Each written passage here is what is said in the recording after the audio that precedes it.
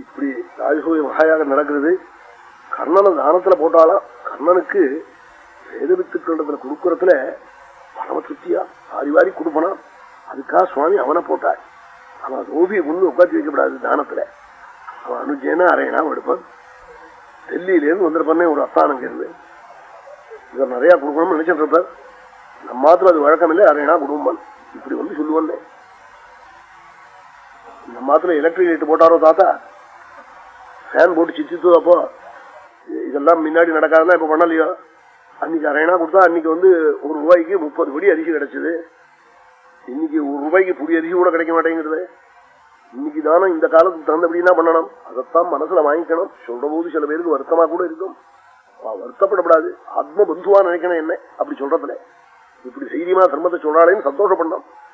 எல்லாரும் க்ஷேமமா இருக்கிறதுக்காக சொல்றேன். நாளைக்கு என்ன நான் சாதத்துக்கு வந்து தானம் வாங்க போறேன்னா, நான் வந்து அனுஜிங்க வந்து கேட்க போறேன்னா அதுக்காக சொல்லல. நல்லா இருக்கணும், எல்லாரும் க்ஷேமமா இருக்கணுங்கிறதுக்காக சொல்றேன்.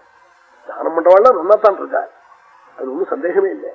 பண்ணி பார்த்தா தெரியும். அதை பண்றவாள்லாம் நல்லா இல்லையோ க்ஷேமமா இல்லையோ பார்க்கலையில உங்க கண்ணாலேயே இங்க எல்லாம் பிரபுக்களே.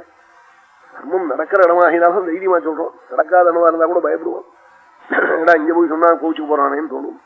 அப்படி கோச்சுக்கவா இல்லாத இடமாகினாலும் இங்க சொல்றோம். பண்ணிட்டு இருக்கிற இடம் இது உங்களுக்கு தெரியும் உங்களுடைய பெருமை.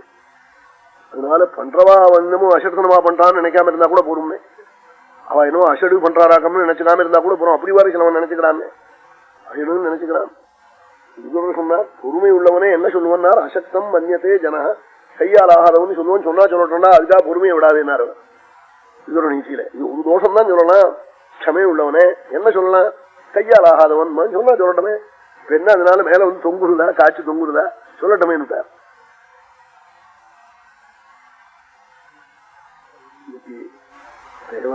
தேவர்னு ஒரு பக்தருடைய மண்டபடியா இன்னைக்கு. நாளைக்கு துண்டி விழாகம் தரு.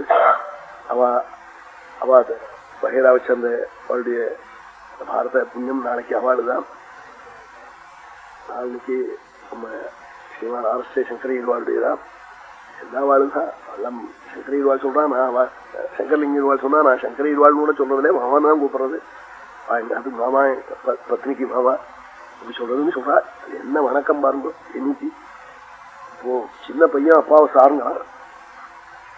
அது ஒரு நியாயமா என்னமோ எனக்கு தெரியாது. எனக்கு என்னமோ மட்டமா கூப்பிடுறாப்போன்னு தோன்றது. சாருங்கிறான் அப்பாவே. பத்னி பேரை சொல்லி கூப்பிடுறா சில இடத்துல. புருஷனே என்ன சொன்னா என்னங்கிறா. பத்னி பேரையே சொல்லப்படாதுன்னு சொல்லியிருக்கு நம்ம சாஸ்திரத்துல. பத்னி பேரை கூட சொல்லப்படாதான். ஆத்மநாம குரோர்நாம நாமாதி ஜபனஸ்ய ஸ்ரேயஸ்காமோ நகிருநீயாதி ஜேஷ்டாபத்திய களத்திரையோ. மூத்த பிள்ளையினுடைய பேரையும் கூப்பிடாதேன்னார். ஏன்னார், பெரும்பாலும் மூத்த பிள்ளைக்கு அப்பா பேரை தான் வைப்போம். அதனால அந்த பேரை சொல்லி கூப்பிடாதேன்னார். களத்திரத்தின் பேரையும் சொல்லாதேன்னார். அதுக்காக தான் இப்ப கூப்பிடுறான். லட்சம் தடவை கூப்பிடுறான். ஏன்னு கேட்க மாட்டேங்கிறான்னு. சுவாமியை கூப்பிட்டுருந்தா ஏன்னு கத்துவார் வைகுண்டத்திலேருந்து இந்த கூப்பாட்டுக்கு. எதுக்கு அப்படி கூப்பிடுறேன்? அப்படி கூப்பிடுறது இல்லை. ஏதாவது ஆத்திர குழந்தைகளுடைய பேரை சொல்லி கூப்பிடுறது. அடியேன்னு கூப்பிடுவார். அப்படிலாம் கூப்பிடுவார்.